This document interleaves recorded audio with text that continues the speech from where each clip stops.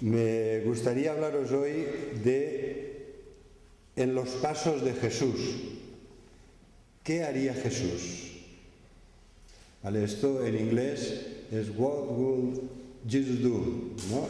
Lo habréis visto. 2 W, una J y una D en brazaletes, ¿verdad? En pulseras, más que en pulseras que se llevan, que hacen referencia a esa frase. ¿Qué haría Jesús? Es una pregunta de carácter muy práctico, ¿no? A veces hay situaciones que no nos viene a la mente ningún versículo en concreto y pensamos, ¿y qué haría Jesús? ¿Qué harías tú, Señor, en mi lugar? ¿Cómo reaccionarías delante de este problema en el que estoy? Delante de estas circunstancias difíciles de tentación o de prueba o de dificultad de otro género. ¿Qué harías tú, Señor? ¿Cuánto nos puede ayudar esta pregunta que hizo conocida la novela de Sheldon? Es un escritor que escribió una novela acerca de una iglesia, de un pastor, de unos hermanos, de unas hermanas. Quizá muchos la habéis leído, la novela de Sheldon, titulada En los pasos de Jesús, y como lema ¿qué haría Jesús? ¿Qué haría Jesús en mi lugar? En esta novela, os voy a resumir un poco el contenido, hay una iglesia como la nuestra, iglesias evangélicas, creyentes, pero que a veces van perdiendo el fuego del primer amor, van llegando tradiciones, costumbres, maneras de hacer las cosas, perdemos la vitalidad espiritual y nos mantenemos fieles a nuestros principios, pero a veces no porque haya todo el poder y el fuego que tendría que haber, sino porque sabemos que eso es lo mejor y que eso es la voluntad de Dios. Pues a una iglesia así llega un hermano en una situación de crisis económica gravísima en Estados Unidos, la gran crisis de la primera mitad del siglo XX, y ese hermano es ayudado en alguna manera, pero muere. A pesar de las ayudas que recibió, muere porque estaba, desde hacía mucho tiempo no comía lo que necesitaba y tampoco se podía vestir como quería, ni tenía un lugar donde vivir. Bueno, el drama, la tragedia de los sin techos que también tenemos en nuestra ciudad. Esta persona, a pesar de que recibió algo de ayuda, no fue suficiente para poderle salvar la vida, murió. Y esto fue para la iglesia un duro golpe a su conciencia y un revulsivo que les llevó a plantearse, ¿realmente hemos hecho lo que el Señor hubiera hecho en nuestro lugar? ¿Realmente le hemos ayudado todo lo que hemos podido o solo un poquito? Y entonces eso hizo que se plantearan muy en serio si estaban actuando bien. Y se plantearon delante del Señor hacerse esta pregunta: ¿qué haría Jesús? Si me pasa algo, si puedo ayudar a alguien, si tengo un problema, si tengo una disyuntiva que no sé qué escoger, preguntarme ¿qué haría Jesús en mi lugar? Se comprometen como iglesia a tomar este compromiso de preguntarse esto en las cosas cotidianas de la vida, no solamente cuando es cuestión de vivir aquí o en Estados Unidos, ¿no? Grandes decisiones que van a cambiar mucho nuestra vida, no solamente en esos grandes momentos, sino en las cosas cotidianas, en las oportunidades que nos da el Señor a todos de servirle. Y entonces, cuando se comprometen a preguntarse qué haría el Señor y a seguir los dictados de su conciencia, véase la guía del Espíritu Santo, ¿verdad? Si tú te preguntas, Señor, ¿qué harías? Y entonces empiezas a sentir que debes hacer algo por ayudar a alguien, es el Espíritu Santo, no es solo tu conciencia, ¿verdad? Es el Espíritu que te está ayudando y guiando en un camino de servicio a Dios y de amor al prójimo. Lo primero que ellos descubrieron, y que descubriríamos también nosotros, es que para poder responder a esta pregunta es necesaria una serie de cosas. Si tú te preguntas en tu vida cotidiana, ¿y qué haría Jesús? ¿Qué es necesario? Pues es necesario conocer a Jesús. ¿Cómo vas a responderte esta pregunta si no tienes ni idea? Si no has leído los Evangelios, si no has leído la Biblia como palabra de Dios en general y los Evangelios en particular, ¿verdad? ¿Cómo vamos a responder? No podemos respondernos esta pregunta sin conocer bien a Jesús, nuestro Señor y Salvador. Así que, por favor, propongámonos volver a leer de una forma ilusionada, renovada, la palabra de Dios, los Evangelios del Nuevo Testamento, el Nuevo Testamento en general, tan centrado en Jesús, Hebreos, Jesús como sacerdote, Apocalipsis, Jesús como Rey de Reyes vencedor, ¿verdad? Todos los Evangelios, el Jesús tan humano que no cesó de hacer el bien, de ayudar a los necesitados, de liberar a los oprimidos por el diablo. Leamos para conocer, no leamos por leer, leamos para conocer mejor a Jesús y saber qué haría Él en nuestro lugar. Lo segundo que te darás cuenta cuando te plantees esta pregunta es que no puedes hacer lo que haría Jesús sin Él. Si no estás con Él, aunque te plantees las cosas correctas y encuentres las respuestas correctas a esas preguntas que te hagas, si no estás con Él no podrás hacer lo que haría Jesús. Porque para hacer lo que haría Jesús es necesario que estemos en Cristo, con Cristo, en comunión con Él, para poder hacer lo que Él haría. Si no estamos en Él y con Él, no lo podremos hacer. Nos faltará el poder, nos faltará la motivación, nos asustaremos delante de ciertas cosas que son demasiado grandes para nosotros. Así que vamos hoy a reflexionar en el significado de estas tres expresiones. En realidad son tres preposiciones o conjunciones, ¿verdad? La primera es en Cristo, la segunda es con Cristo y la tercera como Cristo. En, con y como.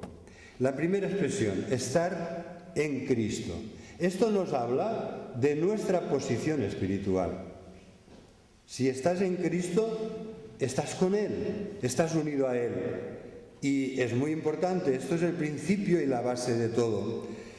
Esto quiere decir que nuestro fundamento, el fundamento de nuestra vida, está en la roca eterna, que es Cristo. Y este fundamento no se puede cambiar, ni nadie lo puede quitar, porque solo hay uno verdadero, que es Cristo. Él es el único fundamento sólido, como roca eterna que es, en el cual podemos edificar nuestras vidas.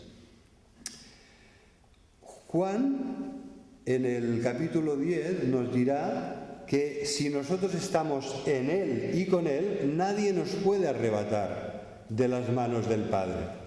Realmente estamos seguros porque el Padre, que es mayor que todos, nos tiene realmente cuidados con su cariño en la palma de su mano y no hay nada ni nadie que nos pueda arrebatar de las manos de Dios. Y no hay nada ni nadie que nos pueda separar del amor de Dios que es en Cristo Jesús.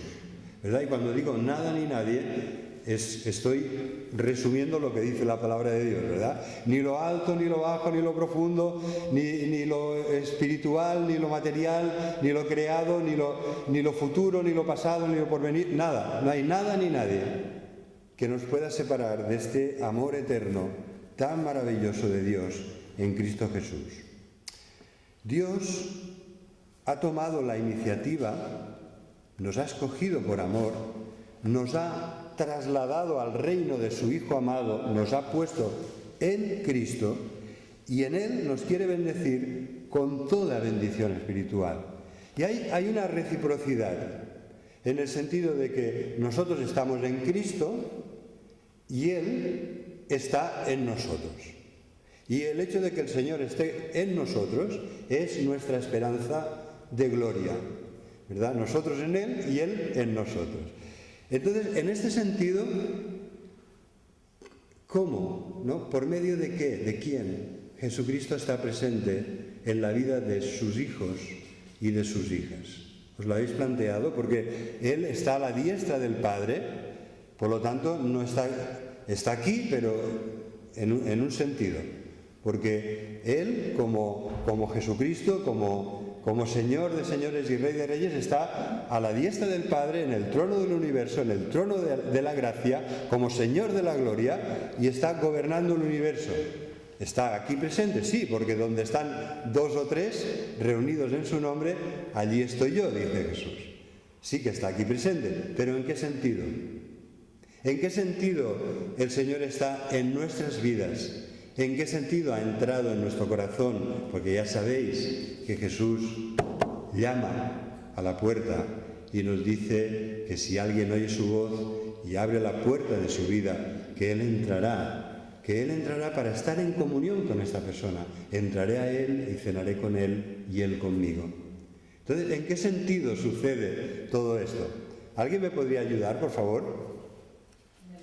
Muy bien. Juan 14, 18. No os dejaré huérfanos y vendré a vosotros. ¿No? Si os fijáis, ¿en qué sentido el Señor no nos deja huérfanos? Porque está a punto de enviar su Espíritu. Cuando Él dice estas palabras, está a punto de ir a Getsemaní, y de Getsemaní al patio de Anás y Caifás, y después al de Pilato, y después al de Herodes, y después al monte Calvario, donde murió clavado en una cruz. Son las últimas horas de su vida. Y Él les está diciendo, mirad, hay algo maravilloso que tiene que suceder, que es lo siguiente. Yo rogaré, versículo 16, estamos en Juan 14, 16, yo rogaré al Padre y os dará otro consolador, otro ayudador, para que esté con vosotros para siempre. ¿Quién es? 2 puntos. El Espíritu de verdad, el cual el mundo no puede recibir, porque no le ve ni le conoce. Pero vosotros le conocéis porque mora con vosotros y estará en vosotros, dentro de vosotros. Está hablando del Espíritu. Después dice Jesús, para que nos quede muy claro y esto nos consuele, dice, no os dejaré huérfanos, vendré a vosotros. Todavía un poco, versículo 19, y el mundo ya no me verá más, pero vosotros me veréis, porque yo vivo, vosotros también viviréis, y en aquel día vosotros conoceréis que yo estoy en mi Padre, y vosotros en mí, y yo en vosotros. Mirad, aquí está. En este versículo tenemos esta reciprocidad.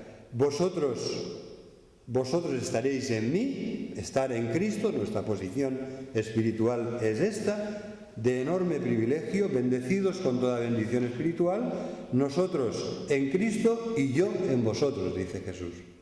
¿Verdad? Hay una reciprocidad. Y esto tiene que ver con nuestra justificación y con nuestra santificación. Que nosotros estemos en Cristo y esa sea nuestra posición espiritual, nos justifica, porque estamos unidos a Él. Que Cristo esté en nosotros nos santifica, porque Él se manifiesta por su Espíritu y va transformando nuestras vidas a su imagen, ¿no? Para que nos parezcamos cada día más a Él.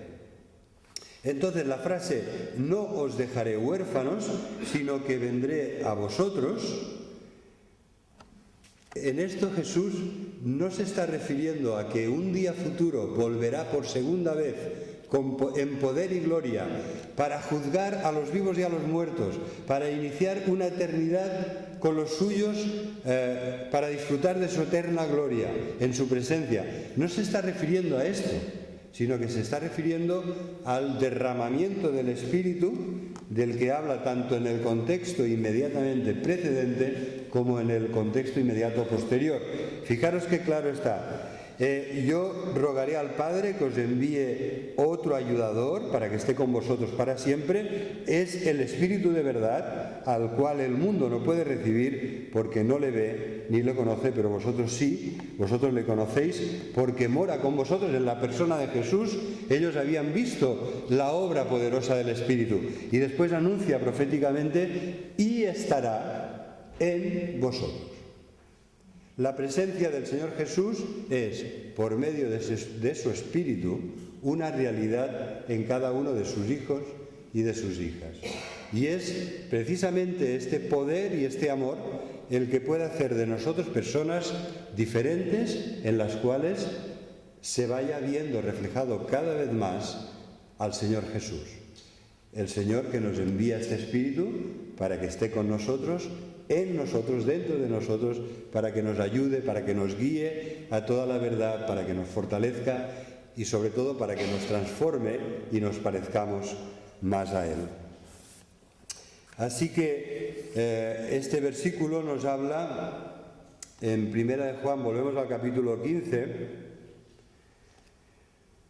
Es un pasaje precioso que nos habla de la vid verdadera, del Padre como aquel que cuida de la vid verdadera, el labrador, y entonces nos habla de que el Padre quiere que llevemos mucho fruto, que nos limpia con este propósito, para que llevemos mucho fruto, para que llevemos más fruto, para que nuestro fruto permanezca y para que nuestro gozo sea pleno, sirviendo al Señor, viendo cómo Él hace fructíferas nuestras vidas.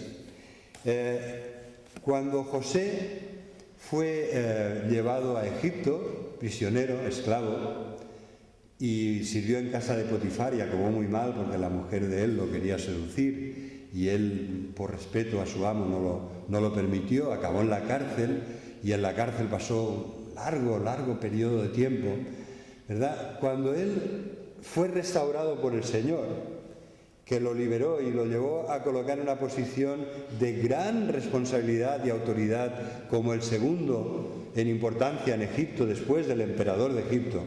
Cuando sucedió todo esto, José se casó y José tuvo 2 hijos. Y uno de ellos es: el Señor ha tenido misericordia de mí y el Señor me ha hecho fructífero en la tierra de mi aflicción. Efraín y Manasés. Precioso significado. El Señor me ha hecho fructífero. No estamos exentos en este mundo de pasar momentos difíciles, tiempos de aflicción, pero el poder del Señor es tan fuerte, tan maravilloso, que a pesar de esto y por medio de todo esto, el Señor hace que fructifiquen nuestras vidas. Y a través de estas pruebas, a veces el Señor nos está puliendo como un diamante para que nuestras vidas reflejen con más belleza a aquel que nos ama y nos ha salvado. A través de nuestro servicio altruista y desinteresado, siguiendo los pasos de Jesús, podemos ayudar a muchas personas y así glorificamos a Dios con todo ello. Así que el Padre nos deja muy claro en Juan capítulo 15 que su propósito es que llevemos mucho fruto. Y entonces, para ello, versículo 4 nos dice: permaneced en mí y yo en vosotros. Como el pámpano, es decir, las ramitas de la vid, no puede llevar fruto por sí mismo si no permanece en la vid, así tampoco vosotros, si no permanecéis en mí. Yo soy la vid, vosotros los pámpanos. El que permanece en mí y yo en él, este lleva mucho fruto, porque separados de mí nada podéis hacer. Esta frase, estos 2 versículos son como para grabarlos y aprenderlos bien de memoria. Separados del Señor, espiritualmente hablando, en la edificación, en todo lo que tiene que ver con la extensión y la edificación del pueblo de Dios, nada podemos hacer. Cuando perdemos la comunión con el Señor, perdemos el poder y el poder servir al Señor de una forma ungida y fructífera. Tenemos que estar con Él, hemos de estar unidos a Él. De hecho, cuando decimos que estamos en Cristo, esto nos habla de que nuestra posición es en Él y en unidad con Él. Bueno, no sé cómo poder darle más énfasis a lo que os estoy diciendo. El hecho es que la teoría la conocemos, pero a veces la práctica no, ¿verdad? Es como el que tiene un gran televisor de estos inteligentes que han inventado ahora, ¿no? Y que están relativamente asequibles en los supermercados, en las tiendas de electrodomésticos, ¿no? Y es una persona que se compra un gran televisor con muchas funciones posibles, ¿no? Con 1000 posibilidades, pero no lo conecta a la red. No podrá ver nada. El televisor es bueno, ¿eh? No es que el televisor tenga defectos, ¿verdad? Pero le falta el poder, le falta la electricidad, le falta la energía que hace posible que todo funcione. Y también así sucede con nosotros en el plano espiritual. Nosotros estamos bien, somos salvos por el Señor. Hemos sido transformados por Él año tras año de nuestra vida para que nos parezcamos más a Jesús. Pero si nos desconectamos de Él, si nos separamos de Él, si perdemos la comunión con Él, nada podemos hacer. ¿Verdad? Estaremos haciendo cosas y veremos que no llevan fruto. Veremos que es como si el Señor nos lo bendijera. Hacemos y podemos incluso caer en una dinámica de activismo, de hacer cada vez más cosas. Pero ¿de qué servirá si no tenemos la bendición del Señor? Valdría más que hagamos menos, pero que lo hagamos bien, que lo hagamos en comunión con el Señor, porque separados de mí nada podéis hacer. Hermanos, el pecado nos bloquea, el pecado nos desconecta, el pecado nos vacía de la plenitud del Espíritu Santo. Necesitamos estar en comunión con aquel que murió por nuestros pecados, que nos ha purificado con su preciosa sangre. Necesitamos estar en comunión con Jesús, porque la palabra de Dios nos dice muy claro que si pecamos, ¿no? y lo confesamos sinceramente arrepentidos, que Él nos restaura, que Él nos perdona, que Él nos purifica y que en Jesús tenemos aquel que murió por nuestros pecados, que es nuestro abogado delante del Padre y que nos defiende y que Él nos perdona y nos restaura. La clave siempre es mantenernos en Cristo y permanecer en comunión con Él.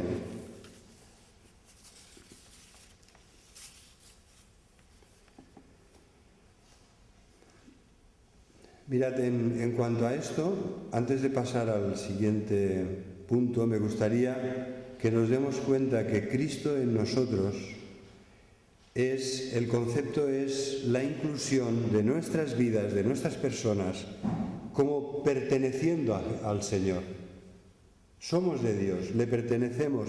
Hemos de aprender a vivir en dependencia de Dios, confiando en Él y dependiendo cada vez más de Él, porque separados de mí, nada podéis hacer, tiene esta implicación. Cuando nosotros decimos, sí, yo soy creyente, pues el domingo al culto escucho la palabra, después salgo y hago mi vida, y me desconecto, vivo como las demás, no quiero ser diferente, ¿verdad? Vivo como las otras personas, actúo como las otras. Cuando hacemos esto perdemos todo el poder espiritual y toda la bendición en nuestra vida. Estar en Cristo implica pertenencia, dependencia y obediencia, porque estamos unidos a Él en su muerte en la cruz y también en su resurrección a una vida en la que podemos vencer el pecado y en la que podemos ser útiles y de bendición para los demás. Hay algo realmente objetivo en esto y es la muerte del Señor Jesús por nuestros pecados. Esto es objetivo. Hace 2000 años, ¿no? Es algo concreto, histórico. Sucedió. ¿Qué sucedió? Cristo murió en la cruz por nuestros pecados. Él cargó sobre su cuerpo nuestros pecados en el madero. Él, el justo, muriendo por nosotros, los injustos. Aquel que merecía toda la alabanza y toda la gloria, aceptó recibir y pagar la maldición de nuestros pecados para que nosotros pudiésemos heredar la bendición. El que no conoció pecado, nunca había pecado, por nosotros se hizo pecado, para que nosotros fuésemos hechos justicia de Dios en Él. Él, el justo, murió por nosotros, los injustos, para llevarnos a Dios, para reconciliarnos con el Padre, ¿verdad? Y esto es objetivo. Y este objetivo se plasma en cosas de mucha bendición subjetiva para nosotros cuando dejamos que estos beneficios de la obra perfecta de redención de Cristo a nuestro favor, en comunión con Él, seamos bendecidos por su Espíritu. El Espíritu nos lo transmita todo, lo aplique todo a nuestras vidas. Mirad, hay una de las formas de entender lo que hizo Jesús para nosotros, que es, yo tengo amigos que son bomberos, ¿no? Y ellos me han explicado, a veces, ya sabéis, en Cataluña hay mucho riesgo, porque es una tierra bendecida por Dios, es una tierra con mucha montaña, mucho monte, mucho bosque, y este año ha llovido mucho, pero otros años más secos hay un riesgo muy alto de incendios. Entonces, una de las técnicas que practican que aplican en ciertas circunstancias, cuando el terreno lo permite, es que analizan la dirección en la que avanza el fuego y entonces hacen un cortafuegos quemando ellos unas franjas de forma controlada, de tal manera que cuando lleguen las llamas ya no encuentren nada para quemar, porque ya está quemado, ¿verdad? Y así, allí en aquel punto normalmente aprovechan carreteras o cortafuegos o pistas forestales o espacios más húmedos de los valles, aprovechan lugares así para cortar, para detener el fuego allí. El Señor Jesús sufrió por nosotros el fuego del juicio de Dios. Cuando el Señor nos pone en Él, cuando estamos en Cristo, allí ya no va a caer más el juicio de Dios, porque el Señor ya lo hizo en la cruz de nuestro Señor Jesucristo. Somos salvos en tierra quemada, ¿verdad? Es como cuando ves venir el fuego y te puedes proteger poniéndote en tierras que ya han quemado, que no se podrán volver a quemar. Pues así sucede con el Señor. Él ya ha sufrido el juicio de Dios, ha recibido el castigo que nosotros merecíamos a nuestro favor y en nuestro lugar. Estamos en Él, estamos a salvo, porque el Señor ya ha hecho todo lo que era necesario para perdonar nuestros pecados en Él. Así que, queridos hermanos, vamos a pasar a la segunda expresión, ¿verdad? ¿Tenéis en mente la imagen de los viñedos de nuestro país? Qué bonitos son, ¿no? A mí me hacía mucha ilusión. En Canarias también hay viñedos, en Canarias, pero es una isla muy montañosa. Los viñedos que hay pues son rellanos que han construido, pequeños rellanos, ¿no? O a veces valles, pero no tienen las dimensiones que tienen, por ejemplo, las del Penedès. Cuando vas, Sant Sadurní d'Anoia, Vilafranca del Penedès, a mí me hacía una ilusión cuando volvía de Canarias y veía todas aquellas tierras, ¿no?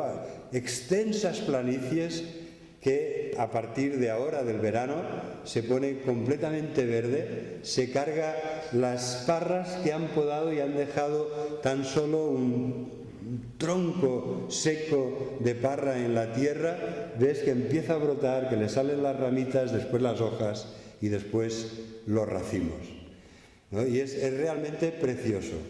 Y efectivamente nosotros, dice el Señor, estáis no en cualquier vid, sino en la vid verdadera. Y no te cuida cualquier agricultor, te cuida tu Padre Celestial, hará lo necesario.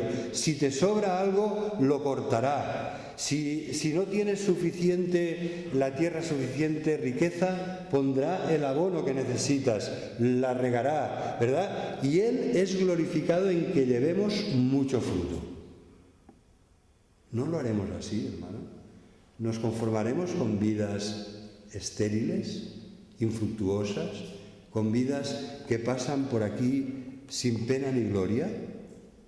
cuando sabemos que el propósito de Dios es que llevemos fruto, que llevemos más fruto, que llevemos mucho fruto y que nuestro fruto permanezca. Y así Él es glorificado en estas buenas obras que Él ha preparado para cada uno de nosotros. El Señor es glorificado. Así que esto nos lleva, a la segunda expresión. Hemos intentado analizar qué significa estar en Cristo. Ahora analizaremos la segunda expresión, es vivir con Cristo, con Él, unidos a Jesús. ¿No? Esto para mí sobre todo implica estar unido a Jesús, andar con Él, en compañía de Él, en comunión con Él, escuchar las promesas de Jesús que te dice: mira, nunca te dejaré, jamás te desampararé. Estés donde estés, aunque a veces te hayas metido en la boca del lobo, no te dejaré ni te desampararé. Estoy contigo, ¿verdad? Como el buen pastor, como el pastor del Salmo 23, nos guía a verdes pastos, nos conduce junto a aguas de reposo. Cuando nuestra vida pasa por un momento difícil, un valle tenebroso de sombra de muerte, el Señor está con nosotros y su vara y su cayado nos infunden aliento, nos guía por sendas de justicia. Y el Señor promete que el bien y la misericordia de Dios nos seguirán todos los días de nuestra vida. ¿Verdad? Que estamos con Él. Y que eso es la bendición de nuestra vida. ¿Qué dice el refrán? A ver, hay un refrán que tiene que ver con esto. A mí me gusta a veces pensar que hay también mucha sabiduría en el refranero. Dime con quién andas y te diré quién eres. Hermanos, que siempre nos vean de la mano de Jesús, con la compañía de Jesús, con la bendición, la protección y la provisión de Jesús en nuestras vidas. Y si Él está con nosotros, les aseguro que su fragancia inunda también nuestra vida, que su rostro y su luz cada vez se refleja más claramente en nuestras personas y en nuestras vidas. Y esto es la mayor de las bendiciones y de las alegrías que podamos plantearnos en esta vida. Esa verdad es tan maravillosa, nos habla de comunión, de compañía, de unión con Cristo, de que Él ha prometido que nunca nos dejará, ni nos abandonará, ni nos desamparará. Y entonces esto lleva a Pablo en Romanos 6, 7 y 8, o en Colosenses capítulo 3, o en otros pasajes también, muy importante, Gálatas 2:20. Con Cristo estoy juntamente crucificado. Y ya no vivo yo, sino que vive Cristo en mí. Y lo que ahora vivo en este cuerpo, en la carne, lo vivo en la fe del Hijo de Dios, que me amó y se entregó a sí mismo por mí. Este era el planteamiento de la vida de Pablo. Y esta verdad era tan importante para él que se llegó a inventar 7 palabras. Hay en el Nuevo Testamento, hay 7 neologismos, que son nuevas palabras, que Pablo construyó, porque el Espíritu lo inspiraba y se maravillaba de tal manera delante de esta maravillosa verdad de que estamos unidos a Cristo, en comunión con Él, que andamos con Él, ¿no? Que Él se vio en la cruz, se vio incorporado por el infinito poder de Dios y de su Espíritu en la cruz del Señor Jesucristo, ¿no? Cuando dice: con Cristo estoy juntamente crucificado. ¿Hablas así? ¿Hablamos nosotros así? ¿Verdad? Nos ponemos en lugar de Pablo. El grado de consagración, de devoción, de entrega, de unidad que tenía con el Señor cuando decía cosas de este tipo. Él se inventó estas 7 palabras para hablar de que estamos con Él crucificados, co-crucificados, ¿verdad? Estamos con Él sepultados al pecado, co-sepultados, que con Él hemos sido levantados a una nueva vida, ¿no? A ver cómo lo dice exactamente, que hemos sido vivificados y resucitados juntamente con Él, ¿verdad? Que aunque estábamos muertos en nuestros pecados, hemos sido vivificados y resucitados con Él y exaltados, ¿no? Exaltados porque si estamos dispuestos a sufrir con Él, también seremos juntamente con Él glorificados y sentados en los lugares celestiales. Bueno, os he resumido estas 7 nuevas palabras que Pablo crea para hablar de ¿qué? De una unión íntima, profunda, fecunda con Cristo, fructífera. Él se sentía realmente unido a Jesucristo. En lo que le pasó a Jesucristo, su cruz, su sepultura, su vivificación, su resurrección, su sufrimiento, su exaltación, su glorificación. Hemos pasado por todo esto unidos al Señor, representados por Él, salvados por Él, y ahora, en un sentido, esto hace que el Señor siempre, por su Espíritu, siempre esté con nosotros, para acompañarnos, guiarnos, guardarnos y proveernos de todo lo que necesitamos. Esta verdad es tan maravillosa que para los judíos de la época de Jesucristo era completamente inconcebible. A ver, ellos no se podían plantear nunca la relación con Dios como algo tan personal, tan cercano, tan íntimo, como lo estamos comentando ahora nosotros, ¿no? Que podemos vivir en comunión con el Señor para siempre, aquí y ahora y por toda la eternidad. Pero es posible porque, como leíamos hace un momento, el Señor ha prometido: no os dejaré huérfanos, sino que os daré mi Espíritu, y en Él, en la presencia del Espíritu, está también mi presencia en vuestras vidas, ¿no? A ver, esto nos lleva a una de los nombres de Jesús.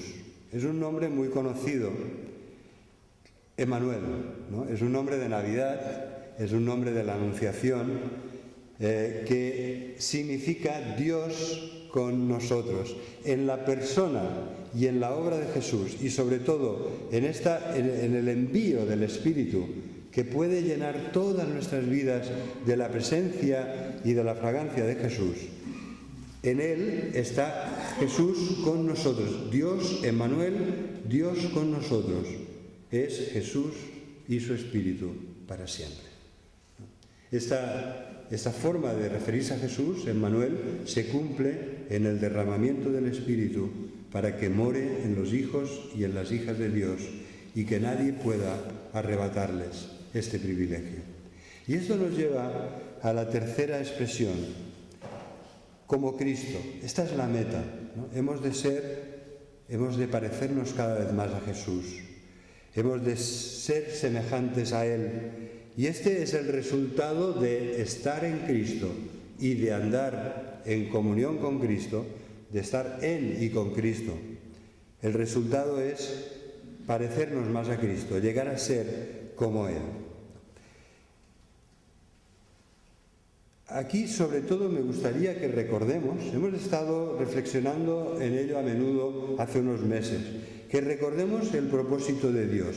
El propósito de Dios es transformarnos para que nos parezcamos más a Jesús. Lo dice Romanos 8, 29 y siguientes. Para que seamos como Jesús, para que seamos hechos conforme a la imagen de Jesús. Y después nos dirá en 2 Corintios 3, 18, que esto es una obra del Espíritu, que Él nos transforma de gloria en gloria para que lleguemos a ver cada vez más nítida la imagen de Jesús en nuestras vidas. Y esto lo hace el Espíritu por su poder, por su amor y bondad, pero también por la palabra de Dios. La palabra de Dios, por eso os decía al principio, que es importante que veamos cómo es Jesús, quién es Jesús, lo que ha hecho por nosotros, que lo veamos en su palabra, porque ella es la enseñanza verdadera de este Espíritu de Dios que ha inspirado a los profetas y a los apóstoles para que podamos conocer la verdad, para que podamos saber lo que necesitamos como hijos e hijas de Dios. Ser como Jesús. He aquí nuestra meta, que se cumplirá. ¿Se cumplirá? No lo pregunto, lo afirmo. No lo quería decir así a lo bruto, pero se cumplirá porque es el propósito de Dios. El Señor está haciendo esta buena obra en cada uno de nosotros y Él que la ha empezado la perfeccionará, la completará, la realizará de una forma perfecta y al final nuestras vidas reflejarán muy bien a Jesús. Llegará un momento, llegará un día en que Jesús vuelva en poder y gloria y entonces los que ya hemos partido con el Señor le acompañaremos transformados a su imagen y semejanza y los que todavía estemos vivos seremos también transformados para recibir al Señor. Y lo dice la palabra de Dios de la siguiente manera: en aquel día, cuando Él vuelva en poder y gloria, le veremos tal como Él es, y entonces seremos como Él es. ¿Por qué? Porque le veremos tal como Él es, ¿no? Y lo que ha sido el anhelo, la ilusión, el propósito de nuestras vidas de irnos transformando, de ir mejorando como personas para parecernos cada vez más a este modelo perfecto que es Jesús, se verá cumplido el día que Él vuelva en poder y gloria y le veamos con nuestros ojos tal como Él es. Lo cierto es que Pablo, este Pablo que hablaba de forma osada, llegó a decir en una ocasión, lo escribió a los Corintios: sed imitadores de mí, como yo lo soy de Cristo. Qué fuerte, ¿verdad? Qué fuerte, pero es verdad. O sea, la mejor manera que podemos aprender algo es cuando lo vemos en otra persona, cuando lo podemos ver, escuchar, cuando lo podemos imitar.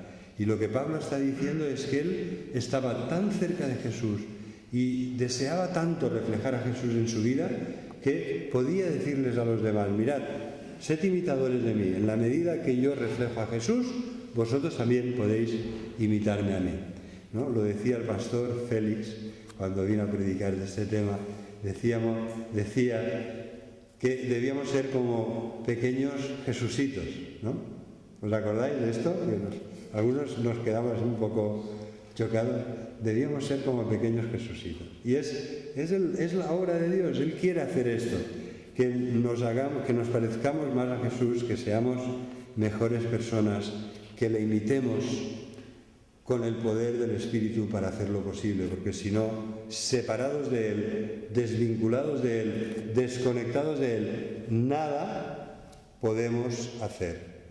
Solo es en nuestra comunión con Cristo, bien unidos a Él, muy cerca de Él, permaneciendo en Él, y cuando sus palabras permanecen en nosotros, solo entonces tenemos las fuerzas para imitar a Jesús y poder responder esta pregunta del principio: ¿qué haría Jesús? Si me encuentro en esta dificultad, con este dilema, ¿qué haría Jesús? Pues déjate guiar y llenar por el Espíritu, guíate por su palabra y sé valiente para responderte esta pregunta con todo tu corazón y con la mejor intención. Porque si lo hacemos así, realmente seguiremos en los pasos de Jesús. Él será glorificado al ver que nuestras vidas le reflejan y llevan mucho fruto para su gloria, y nosotros tendremos el gran gozo de ver que estamos en Él. Nuestra posición espiritual es en Cristo, que andamos con Él, ¿no? Que estamos de su mano, viviendo en comunión con Él, y tan unidos a Él que podemos hablar de lo que os decía antes, ¿no? De esas 7 palabras que nos unen a Cristo en su muerte, en sepultura, resurrección y exaltación y glorificación. Y además la palabra de Dios nos dice, versículo 6, quisiera concluir dejándoos este versículo. El versículo 7 nos dice: si permanecéis en mí, dice Jesús, y mis palabras permanecen en vosotros, pedid todo lo que queréis y os será hecho. ¿Qué anhelas? ¿Qué es lo que deseas con todo tu corazón? ¿Estás pensando en la conversión de una persona, en la vuelta a la casa del padre de un hijo pródigo? Aquí te lo dice la palabra: permanece en mí, que mis palabras permanezcan en ti. Pídemelo, pedid todo lo que queráis y os será hecho. El Señor no estaba para bromas, estaba a punto de ir a la cruz. Es una promesa muy seria, muy grande, muy firme, que además se repite en el versículo 16. Por favor, leedlo conmigo. No me elegisteis vosotros a mí, sino que yo os elegí a vosotros y os he puesto para que vayáis y llevéis fruto, y vuestro fruto permanezca, para que todo lo que pidiereis al Padre en mi nombre, Él os lo dé. Amén. Que el Señor te conceda las peticiones de tu corazón para su gloria y conforme a su voluntad.